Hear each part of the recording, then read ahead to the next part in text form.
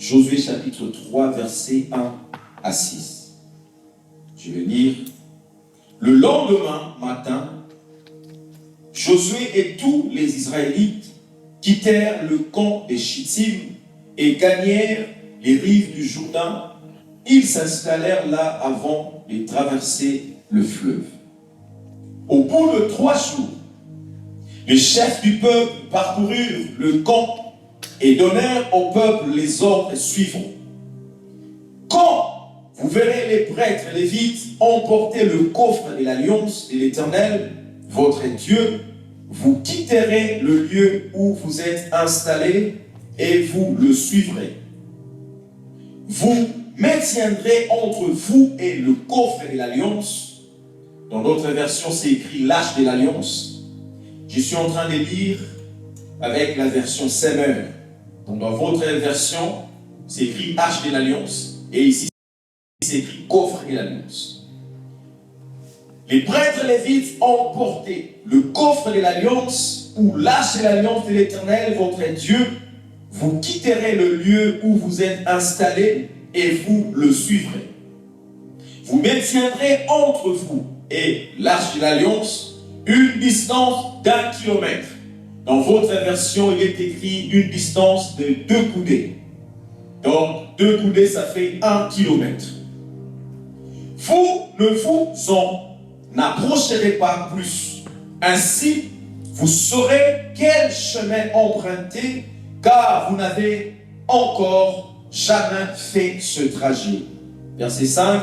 Josué dit au peuple, purifiez-vous, car demain l'Éternel fera des prodiges au milieu de vous.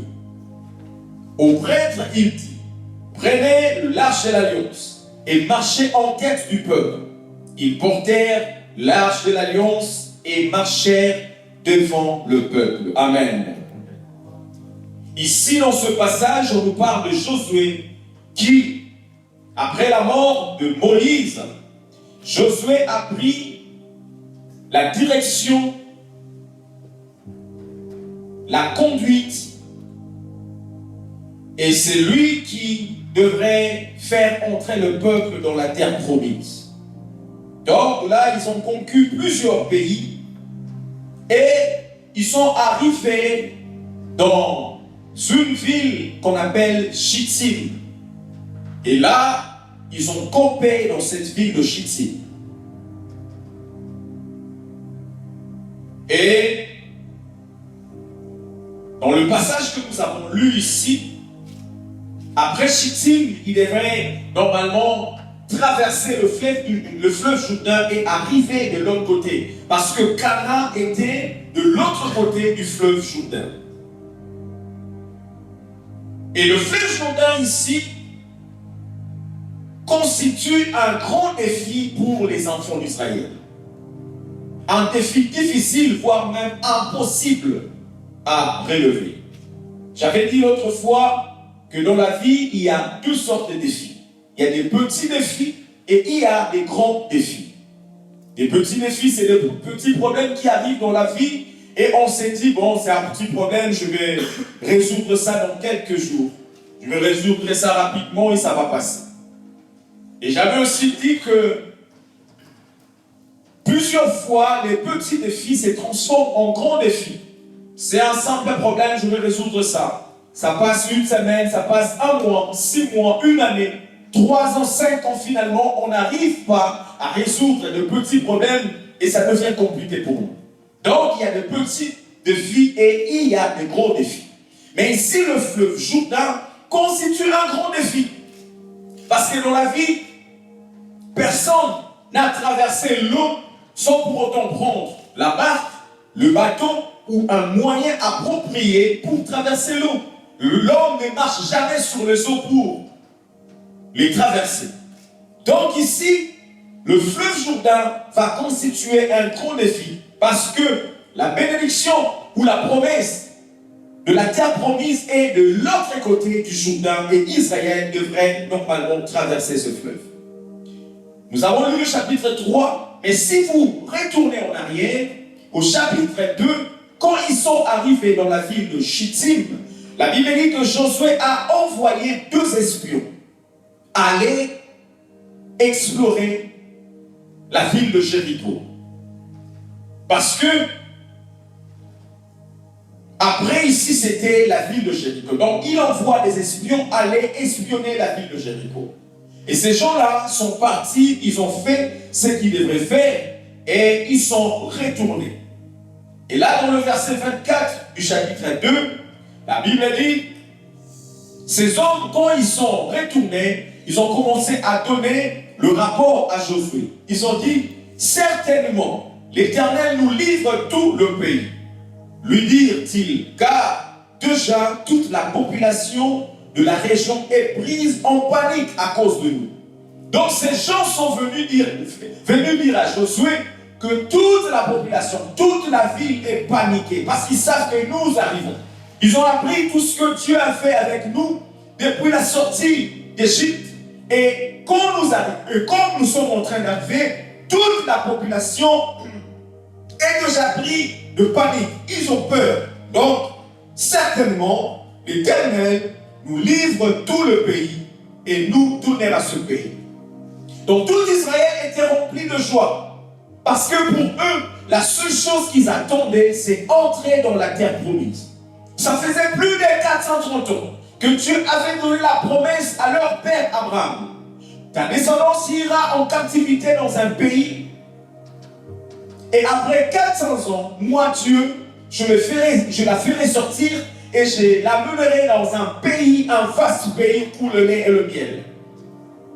À cette époque-là, Abraham était sur la terre de Canaan. Et Dieu a dit, tu vois, toutes ces contrées, je la donnerai à ta descendance. Donc ces gens ici, quand ils sortent de l'Égypte, ils ont une seule chose dans leur cœur, fouler les pieds dans la terre promise. Et là où ils sont, jusqu'à la terre promise, il reste juste quelques kilomètres à franchir. Donc ils sont pressés d'arriver, de saisir la promesse que Dieu leur a faite.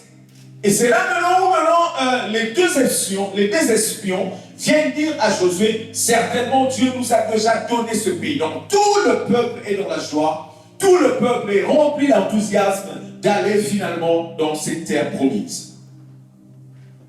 Et la Bible dit qu'ils ont quitté Chittim, la ville où ils étaient, pour se diriger vers le fleuve Jourdain. Vers le fleuve Jourdain. Le lendemain matin, Josué et tous les Israélites quittèrent le camp de Chittim et gagnèrent les rives du Jourdain. Ils s'installèrent là avant de traverser le fleuve. Donc, avec toute la joie, ils viennent pour traverser le fleuve. Mais ils se retrouvent devant le fleuve Jourdain. Le Jourdain devient pour eux un obstacle difficile à franchir. Ils vont rester là pendant 3 jours.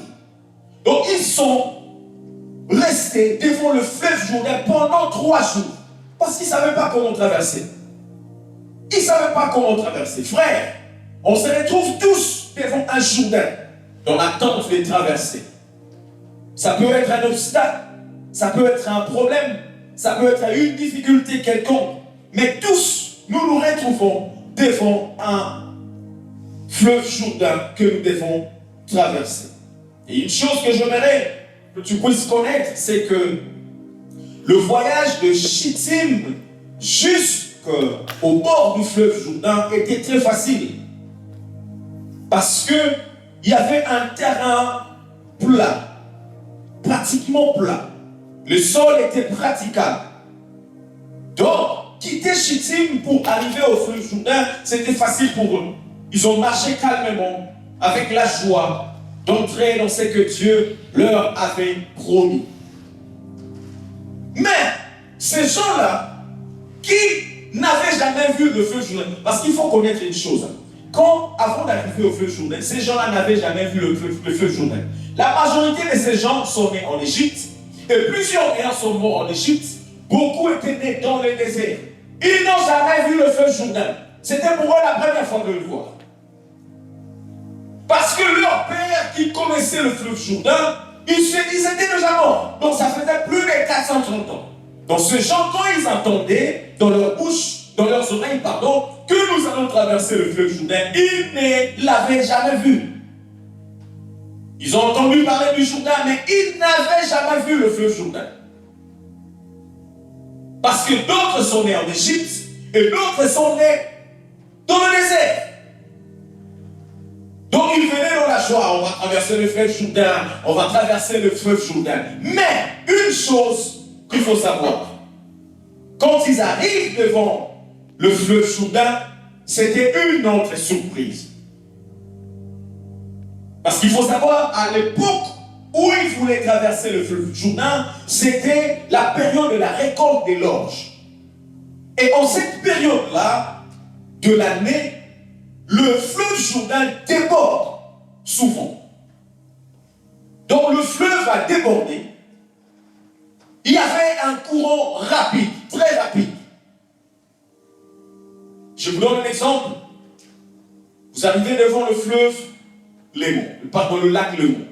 Et on vous dit que nous allons aller de l'autre côté de la France. Mais Dieu ne vous amène pas par le chemin de Genève, pour partir, passer la frontière et aller en France. Il ne vous conduit pas vers le chemin d'Évian-le-Bas pour traverser et aller en France. Mais Dieu vous dit, tout droit, allez comme ça. Et quand vous arrivez, devant vous, il y a le lac Léman. Une grande surprise. Ce lac est vaste comme ça. Nous, on n'a pas de bateau. On n'a pas de pirogue. On va traverser comment? Donc pour Israël, c'était la même chose. C'était une surprise. Et à cette époque-là, comme c'était la période de la récolte des orges, en cette période en Israël, le fleuve Jourdain déborde toujours. Les courants étaient rapides. Et autour du fleuve Jourdain, il y avait des broussailles. Il y avait des broussailles qui ont poussé tout autour du fleuve. Les broussailles, c'est une touffe de plantes ligneuses et très rameuses. C'est l'ensemble des arbustes et plantes épineuses constituant la végétation et c'est souvent au bord des eaux. Vous voyez, au bord des eaux, il y a souvent des plantes qui poussent. Donc quand ils arrivent devant le Jourdain, tout autour du Jourdain, il y a des plantes qui ont poussé sous forme de broussailles. Et ils remarquent que le fleuve Jourdain a débordé. C'est là où ils se rendent compte qu'ici, c'est un grand défi. On va faire comment pour passer? On va faire comment pour traverser? Et parlant des broussailles, Jérémie également a parlé de ça autour du fleuve Jourdain. Jérémie a parlé de ça dans Jérémie chapitre 12, verset 5. Je lis la version parole de vie. La Bible dit, le Seigneur me dit, si tu ne peux pas suivre ceux qui font la course à pied, comment pourras-tu lutter avec un cheval de course? Je suis intéressé par la partie B. Il est écrit, si tu descends en sécurité seulement dans un pays où tout va bien, et qu'est-ce que tu feras dans les buissons les longs du Jourdain? Qu'est-ce que tu feras dans les buissons les longs du Jourdain? Donc Jérémie déjà avait parlé du fleuve Jourdain, avait parlé des buissons, avait parlé des plantes qui étaient autour du Jourdain. Et il savait que c'était pratiquement impénétrable. C'était difficile d'atteindre le Jourdain parce qu'il y avait des buissons tout autour du Jourdain. Donc il dit, si tu descends en sécurité seulement dans un pays où tout va bien, que feras-tu devant les buissons le long du Jourdain? Beaucoup de gens sont habitués à vivre dans la facilité. Beaucoup de gens sont habitués à vivre dans un pays où tout va bien. C'est ce que Jérémie dit. Tu es habitué à vivre dans une situation confortable. Et il pose la question, que feras-tu devant les buissons autour du Jourdain? Et c'est ces buissons que le peuple d'Israël vient découvrir devant le fleuve Jourdain. Et devant toutes ces surprises, il reste là pendant 3 jours. Quelle surprise désagréable! Quelle surprise désagréable! J'ai prié au Seigneur, Père, ne me permets pas de me retrouver devant des surprises désagréables au nom de Jésus. Je refuse les surprises désagréables. Si Dieu nous promet des choses, c'est vrai, pendant le chemin, nous pouvons rencontrer des difficultés, des choses, mais j'ai prié que le Seigneur puisse les éloigner de nous dans le nom de Jésus. Pour Israël, c'était une surprise désagréable, difficile à franchir, le buisson. Et quand même ils franchissaient le buisson, devant il y avait le fleuve Jourdain qui avait complètement débordé. Donc pratiquement impossible de traverser. Aujourd'hui, chacun de nous doit se poser des questions. Parce qu'Israël s'est posé des questions. Mais qu'est-ce qui ne va pas? Qu'est-ce qu'on va faire? Il s'est posé certainement beaucoup de questions. Chacun de nous aujourd'hui doit se poser des questions devant son Jourdain. Car nous sommes tous devant un Jourdain personnel. Tu as ton Jourdain personnel que tu dois traverser. Tu as un Jourdain personnel que tu dois franchir. L'Église a un Jourdain qu'elle doit traverser, qu'elle doit franchir. Mais une chose, dans l'histoire de la Bible, devant les grands défis, et avant même de les résoudre, Dieu a souvent donné des instructions à suivre. J'ai parcouru la Bible, j'ai lu la Bible. Plusieurs personnes qui ont fait des grandes choses, qui ont relevé le défi. Avant de le faire, souvent, Dieu a donné des instructions. Et ces gens, parce qu'ils ont respecté les instructions que Dieu a données, ils ont réussi à relever le défi. Il y a plusieurs exemples dans la Bible qui parlent des gens, des héros de la foi, qui ont fait des grandes choses, qui ont relevé le défi. Mais avant cela, il y avait une instruction à suivre. L'exemple de Samson. La Bible dit que les Philistins détruisaient Israël. Les Philistins venaient tous les jours. Ils constituaient un grand défi contre Israël. Ils terrassaient, ils tuaient, ils pillaient Israël. Et devant les pleurs des enfants d'Israël, Dieu a écouté et il a envoyé un homme solution qui s'appelle Samson. Il a envoyé Samson pour défier les Philistins, pour relever ce défi, terminer ce problème qu'il y avait entre les Philistins et les enfants d'Israël. Dieu a envoyé Samson. Et Dieu a mis en Samson une force surnaturelle. Ce n'était pas une force normale. Une force surnaturelle. Pour défier, tabasser et détruire l'armée des Philistins. Mais cet enfant, avant de naître, Dieu a donné des instructions. Dieu a dit, le rasoir ne passera pas sur la tête de Samson. Il ne boira ni vin ni liqueur forte. Et le rasoir ne passera pas sur sa tête. Toute la vie de Samson, depuis qu'il était enfant, le rasoir n'a jamais passé sur sa tête. Et tant qu'il respectait ce que Dieu avait dit, le surnaturel opérait. Devant le grand défi des Philistins, Samson arrivait à les relever. Pourquoi? Parce qu'il obéissait strictement, promptement aux ordres que Dieu avait donnés. Frère, si nous voulons relever les défis, nous devons commencer d'abord à comprendre que Dieu, pour nous permettre de relever le défi, il y a des instructions à respecter. Il y a des ordres, il y a des principes à respecter. Samson respectait le principe. Le rasoir n'a jamais passé sur sa tête, bien qu'il aimait beaucoup de femmes, bien qu'il faisait beaucoup de choses, mais tant qu'il respectait tout ce que Dieu avait dit, la force surnaturelle était avec lui.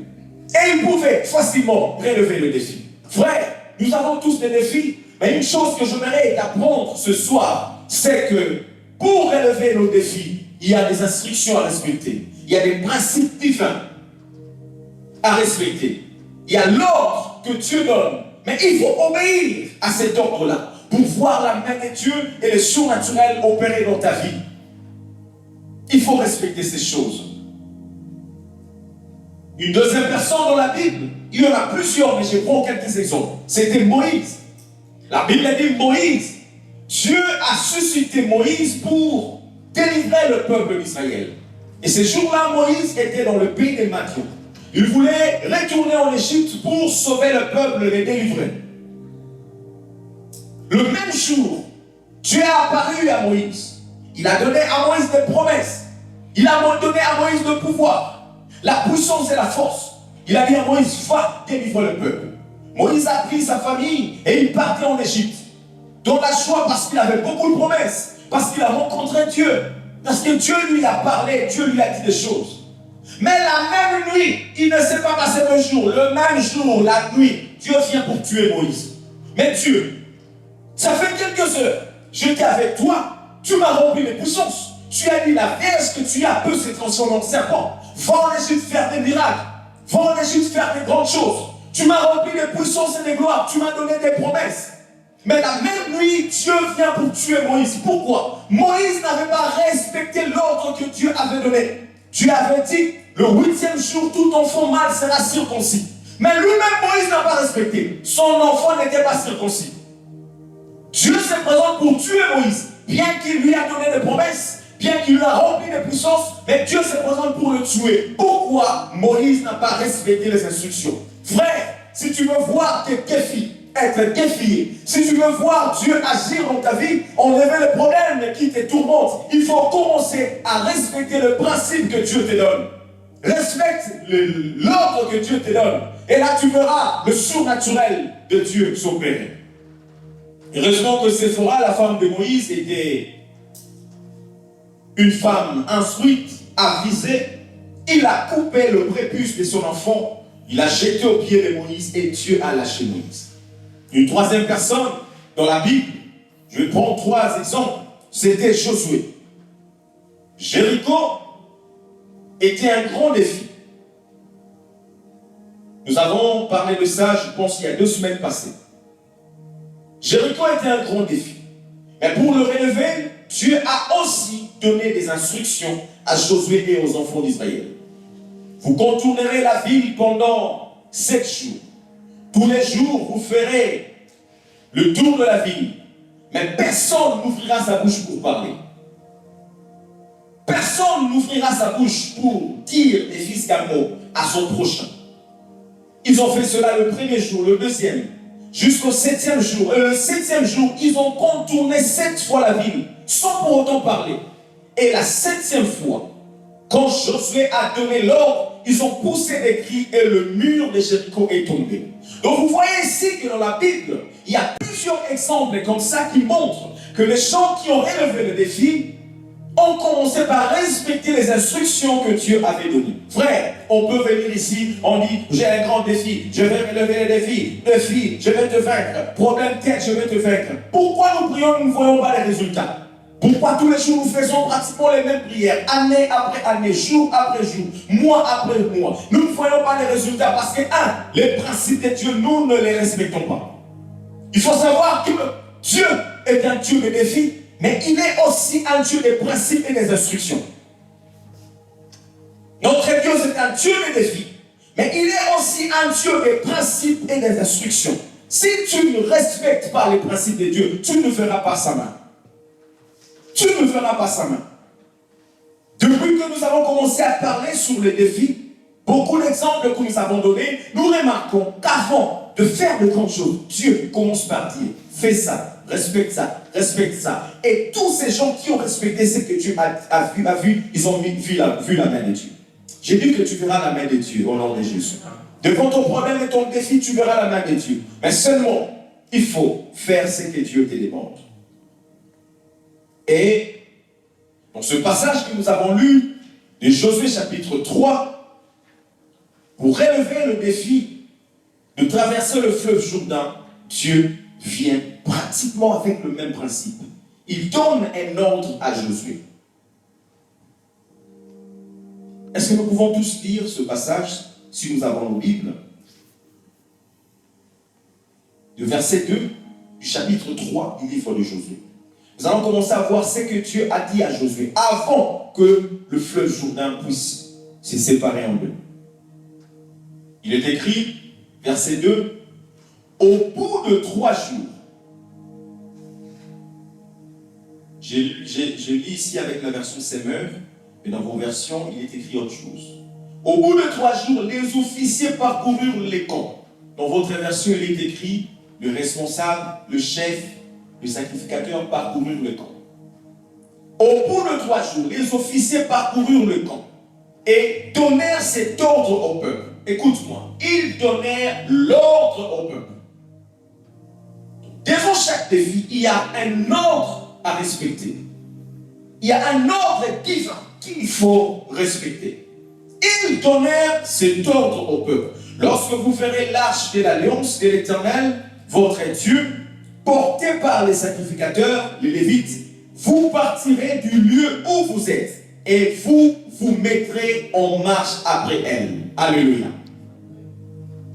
Il y a plusieurs ordres, mais on va partir petit à petit. La première chose, ils ont fait 3 jours, ils ont campé devant le fleuve Jourdain. Et le 3e jour, Dieu vient voir Josué et commence à donner à Josué les ordres pour le peuple enfin de traverser.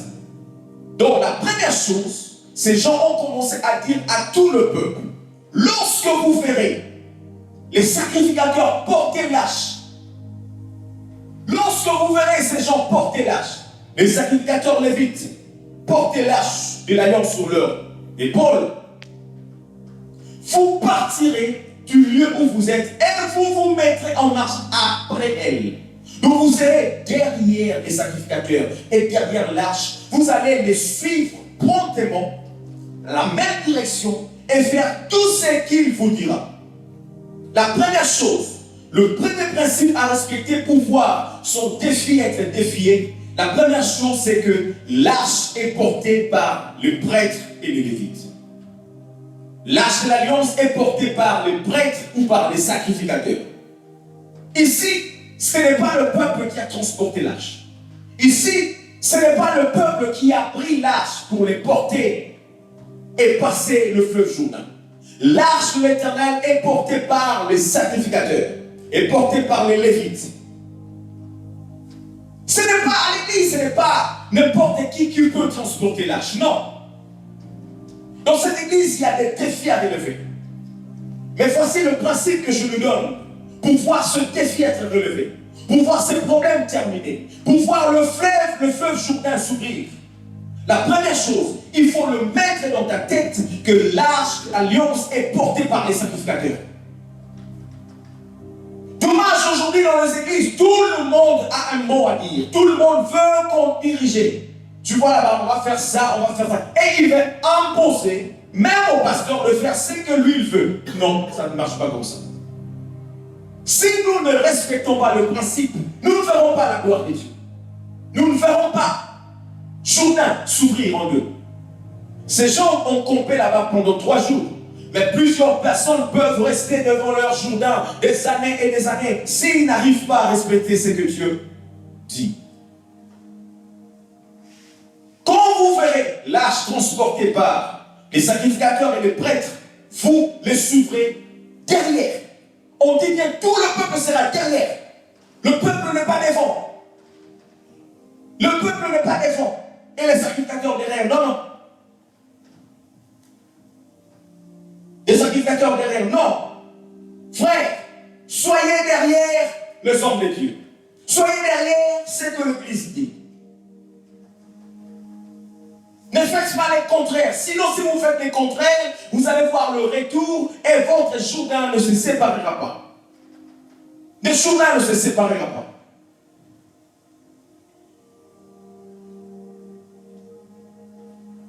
Du verset 4, il est écrit: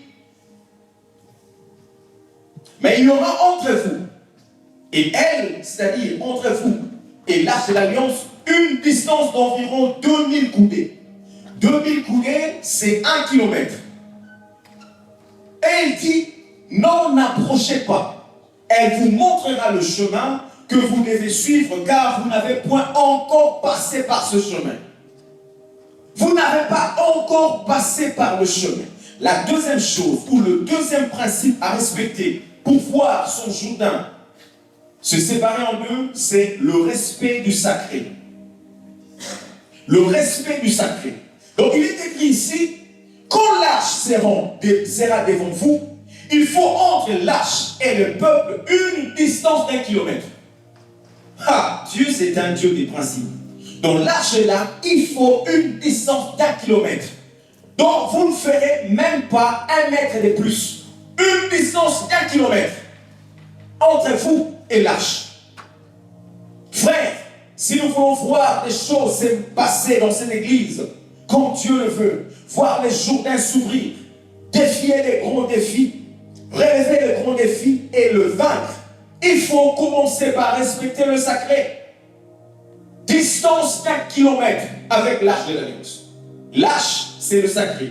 L'arche, c'est la présence de Dieu. L'arche, c'est les symboles. Et la puissance et la manifestation de Dieu. C'est le sacré. C'est le sacré. Il faut commencer à respecter tout ce qui est sacré. Je prêchais dernièrement ici sur le sacré. Les enfants qui étaient consacrés au temple, les gens qui étaient consacrés au temple, et même les ustensiles du temple qui étaient consacrés étaient sacrés. La Bible nous parle de l'histoire des Uzzas. L'arche a été prise par les Philistins pendant beaucoup de temps. Et quand David arrive au pouvoir, enfin, il arrive à prendre l'arche qui était prise par les Philistins. Donc il fallait que l'arche puisse retourner en Israël. C'est les sacrificateurs qui portaient l'arche sur les épaules. Normalement, c'était comme ça. Mais pendant la période de David, on a pris l'arche, on a mis ça sur les bœufs pour les transporter. Donc ils ont mis 2 bœufs, je pense. Après, ils ont mis l'arche dessus. Et c'est eux qui conduisaient l'arche. Le peuple était derrière en train d'acclamer. Et vous savez, les animaux, ils n'ont pas d'intelligence comme nous. Donc ils ont l'instinct. Je ne sais pas si des fois, il y avait un trou. Alors, ils ont voulu peut-être dévier le trou. La Bible dit que l'arche voulait tomber. Et il y avait un homme derrière, avec une bonne intention. Il a vu que l'arche voulait tomber. Il est parti toucher l'arche pour que l'arche ne tombe pas. La Bible dit, du coup, Dieu l'a foudroyé, Dieu l'a frappé. Il est mort sur place. Mais est-ce que son intention était mauvaise? Non. Mais Dieu, soyons compréhensibles. L'arche veut tomber. Si l'arche tombe, peut-être ça allait se casser. Tout ce qu'il y avait dedans, la manne, le bâton d'Aaron qui a fleuri, tout ce qu'il y avait à l'intérieur, les tables des 10 commandements allaient tomber par terre. Ça allait être la honte. Mais cet homme qui veut toucher l'arche pour qu'elle ne tombe pas, Dieu le frappe. Et ici on dit, distance entre le peuple et l'arche, 1 kilomètre. Frères, respectons le sacré. L'église de Dieu est en même temps physique parce que nous la voyons comme ça, mais c'est une institution spirituelle. Tout ce qui est spirituel a des principes et c'est compliqué. Si tu ne respectes pas les principes du surnaturel ou du spirituel, Dieu sera contre toi. Donc ici, l'ordre, c'est que la distance entre l'arche et le peuple, 1 kilomètre. 1 kilomètre. Aujourd'hui, à l'église, les gens décident de ce qu'ils veulent. C'est eux qui dirigent l'église. Ce n'est plus les sacrificateurs, ce n'est plus les pasteurs, ce n'est plus le prêtre. C'est les gens veulent faire tout à l'église. Non, non, ça ne fonctionne pas comme ça. C'est pourquoi nous voyons les gens du monde anglophone. Vous voyez comment ils sont bénis. Voyez leur manière de voir l'église, de considérer l'église, de voir les choses sacrées. Voyez leur vie. Pas seulement en Europe, allez en Afrique, allez au Nigeria. Allez voir ces gens-là, comment ils vivent. Ils savent considérer le sacré. Au Nigeria, même quelqu'un qui ne part pas à l'église, quand il fait ses affaires, il prend beaucoup d'argent, il vient donner à l'église, aux hommes d'église. Construisez l'église, faites ici. Allez voir les grands temples qu'il y a au Nigeria. Parce qu'ils connaissent le sacré. Nous, nous bafouons le sacré. Nous foulons bien le sacré. C'est pourquoi nos Jourdains ne se séparent pas. Avant que le Jourdain puisse se séparer, le sacrificateur porteront l'arche sur leurs épaules. Ils vont commencer à marcher. Mais le peuple prendra 1 kilomètre de distance entre l'arche et le peuple.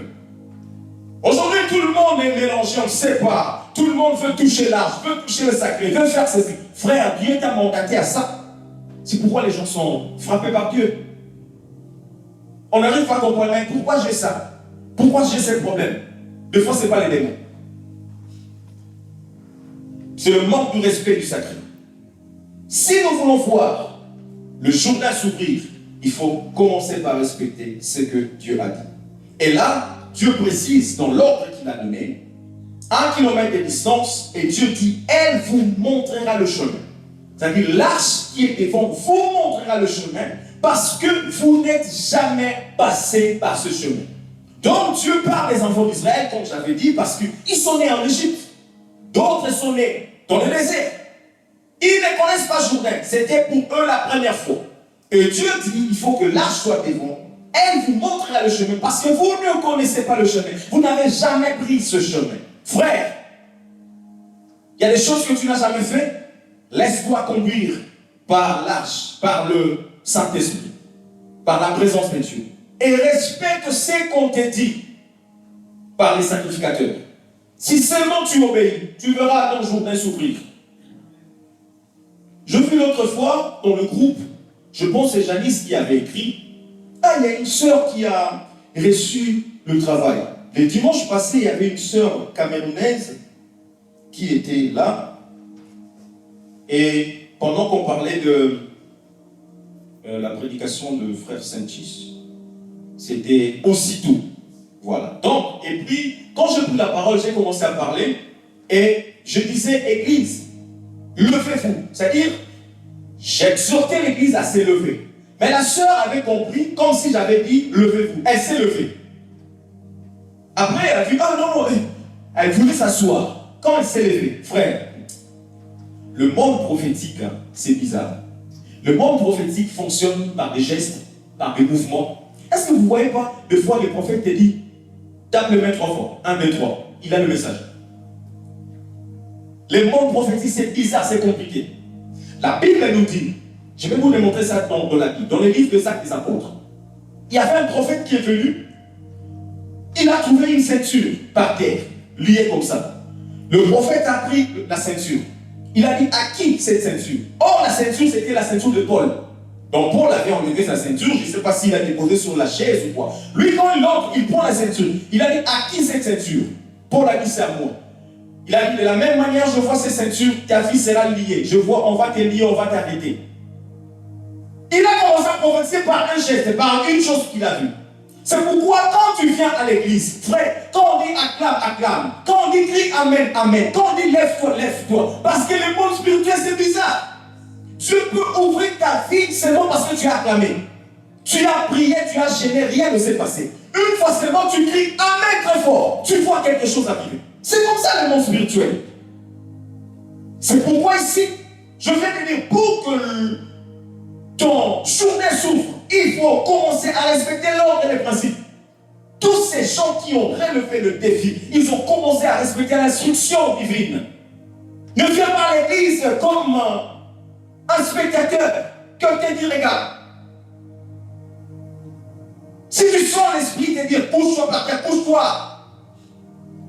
Crie, crie, fais des gestes, crie, fais tout ce que tu peux, qui peut déclencher le surnaturel. Et la sœur là, quand elle s'est mise, elle voulait s'asseoir, j'ai dit, mets-toi avec nous. J'ai dit, dans cette semaine, tu verras là, comme tu t'es levé là, Dieu relève ta vie. Et tu verras cette semaine quelque chose du surnaturel et tu vas le témoigner. Et je vis la sœur Janice écrire, la sœur là, elle est partie cette semaine, elle a trouvé du travail. On l'a appelée. Elle a trouvé du travail. C'est qu'elle cherchait depuis longtemps. Des fois, une simple parole suffit pour déclencher la chose que tu attendais des années et des années. Respectons le sacré. Respectons le surnaturel. La Bible dit, l'arche sera devant, elle vous montrera le chemin. La présence de Dieu nous montre le chemin. Et Dieu passe au travers de ces hommes pour nous montrer le chemin. Et nous, soyons derrière, respectons tout ce qu'on nous dit. Et nous verrons la main de Dieu. Il y a beaucoup de choses à dire là-dessus, mais je dois passer rapidement. Du verset 5, la Bible dit, Josué dit au peuple, sanctifiez-vous, car demain l'Éternel fera des prodiges au milieu de vous. Au milieu de vous. Concernant le peuple, l'instruction c'est sanctifiez-vous. Parce que chaque personne avait une instruction de la part du Seigneur. Les sacrificateurs, l'instruction c'était de transporter l'arche et être devant. Le peuple, pour eux, Josué dit, quant à vous, le peuple, sanctifiez-vous, car demain l'Éternel fera des prodiges au milieu de vous. Peuple, sanctifie-toi. Peuple, obéis à ce que Dieu te dit, peuple, prépare ton cœur. Suis ce qu'on te dit et tu verras la main de Dieu et ton Jourdain sera séparé en deux. Verset 6. Et Josué dit aux sacrificateurs, portez l'arche de l'alliance et passez devant le peuple. Ils portèrent l'arche de l'alliance et ils marchèrent devant le peuple. Josué dit aux sacrificateurs. Donc ici, Josué parle à chaque couche de personnes qui avaient des fonctions en Israël. Il parle au lévite, il parle au prêtre, il parle au sacrificateur. Il arrive maintenant ici, Josué dit aux sacrificateurs, portez l'arche de l'Éternel et passez devant. Sacrificateur, portez l'arche. Les sacrificateurs, c'est des serviteurs de Dieu à l'église. Dans l'Ancien Testament, il y avait une différence entre lévite, sacrificateur et souverain sacrificateur. Aujourd'hui aussi dans l'église, nous avons les lévites, nous avons les sacrificateurs. Mais la Bible dit dans la Nouvelle Alliance, Dieu a fait de nous un royaume des sacrificateurs, selon l'ordre de Melchisedec. Ici, le sacrificateur, dans notre contexte actuel, symbolise toi, serviteur de Dieu, toi qui fais quelque chose à l'église. Il dit, sacrificateur, portez l'arche. Nous devons porter l'arche de Dieu. Nous devons porter la charge de l'église. Nous devons porter la charge de l'église. Si nous ne le faisons pas, l'église n'ira pas de l'avant. Pour que le peuple voie le Jourdain s'ouvrir en deux et entrer, il fallait que le sacrificateur porte l'arche, passe devant et commence à marcher. Tu es un sacrificateur. Tu es responsable, tu as quelque chose à faire. Commence par porter l'arche. Il dit, vous sacrificateurs, portez l'arche.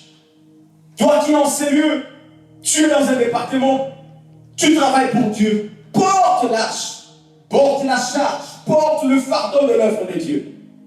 Porte le fardeau de l'œuvre de Dieu. Sois là présent au culte, sois présent dans les programmes, viens à temps, fais l'œuvre de Dieu comme il faut, porte le fardeau de l'œuvre de Dieu. C'est pour cela, les habits des sacrificateurs, il y avait ici sur le cœur 12 pierres qui symbolisaient les 12 tribus d'Israël. Et même sur leur épaule, il y avait des pierres. Ici, il y avait 6. Et de l'autre côté, il y avait 6. Donc ça faisait 12 pierres qui symbolisent les 12 tribus d'Israël. C'était une manière que Dieu voulait montrer aux sacrificateurs qui devaient porter le peuple, porter la charge du peuple sur leurs épaules, porter le peuple dans leur cœur. Tu es là, tu es sacrificateur, tu es dans les départements, tu es responsable, même pas responsable, même tu travailles quelque part, tu dois porter l'œuvre de Dieu, tu dois porter la charge. Sinon, si tu ne la fais pas, on mettra l'arche sur les bœufs et l'arche va tomber. C'est ce que David avait fait. Au lieu que le sacrificateur porte l'arche, il a pris l'arche, il a mis sur les animaux pour que les animaux transportent l'arche. Où es-tu, sacrificateur? Tu es absent. C'est pourquoi les animaux transportent l'arche à ta place. Jésus dit, si le peuple ne m'honore pas, je susciterai des pierres pour m'adorer. Frère, je refuse que les pierres adorent à ma place. Je refuse que Dieu suscite des gens pour faire le travail à ma place. Non, je refuse que les animaux transportent l'arche alors que moi je suis là. Tu es là, mais tu es absent. C'est pourquoi l'arche est posée sur les animaux. Et quand l'arche est posée sur les animaux, l'arche tombe. Et Uza voulait toucher l'arche parce que l'arche allait tomber. Et Dieu l'a frappé. Mais Dieu, pourquoi tu le frappes? Parce que ceux qui les transportent ne sont pas là. Dieu préfère que l'arche tombe au lieu qu'un étranger dans les sacerdoces touche l'arche. Nous laissons les étrangers dans les sacerdoces toucher l'œuvre de Dieu, alors que nous pouvons le faire. Nous pouvons le faire. Si seulement nous respectons le principe, le Jourdain sera ouvert. Mais si nous ne respectons pas l'ordre, le Jourdain sera fermé. Ils ont fait 3 jours devant le Jourdain. Seulement quand Dieu a donné l'ordre, ils ont respecté. Le Jourdain s'est ouvert. La Bible dit, quand ils ont pris l'arche, il a dit aux sacrificateurs de marcher et d'entrer dans l'eau. Je venais de dire ici que le Jourdain, c'était pendant la période de l'année où le Jourdain déborde. Donc le Jourdain était débordé. Mais Dieu dit aussi à ces gens-là d'entrer dans le Jourdain. Le Jourdain était débordé. Il y avait un courant rapide dans le Jourdain. Mais Dieu dit, entrez. Donc ils ont pris l'arche. Ils commençaient à entrer dans le Jourdain. Ils commençaient à entrer. Et il est écrit, quand seulement leurs pieds, les pieds des sacrificateurs, ont touché l'eau, l'eau s'est séparée en deux. Frère, devant toi, les Jourdains est débordé. Les courants est fort. Ça peut même t'emporter. Mais si tu obéis à la parole de Dieu, mets les pieds dans le Jourdain et ton Jourdain se séparera au nom de Jésus. Nous prions que le Jourdain puisse se séparer au nom de Jésus-Christ. Nous prions que le Jourdain de cette église se sépare au nom de Jésus. Parce que la terre promise est de l'autre côté. Aussi longtemps que nous resterons ici, nous n'entrerons pas dans la terre promise. Or, c'est là où il y a nos bénédictions. C'est là où il y a ce que nous voulons. Mais c'est de l'autre côté du Jourdain. Et si nous restons ici, nous avons peur de mettre les pieds dans le Jourdain. L'eau ne se séparera pas et nous resterons longtemps dans notre situation. Moi, je refuse de rester comme ça. Seigneur, je mets mes pieds dans l'eau. Seigneur, ce soir, je mets mes pieds dans le Jourdain. Sépare le Jourdain en deux. Sépare le Jourdain en deux. Lève-toi, mets tes pieds dans l'eau pour que le Jourdain se sépare. Ta famille a besoin de toi. Comporte-toi comme un sacrificateur. Mets les Jourdains dans l'eau. Même si c'est dangereux.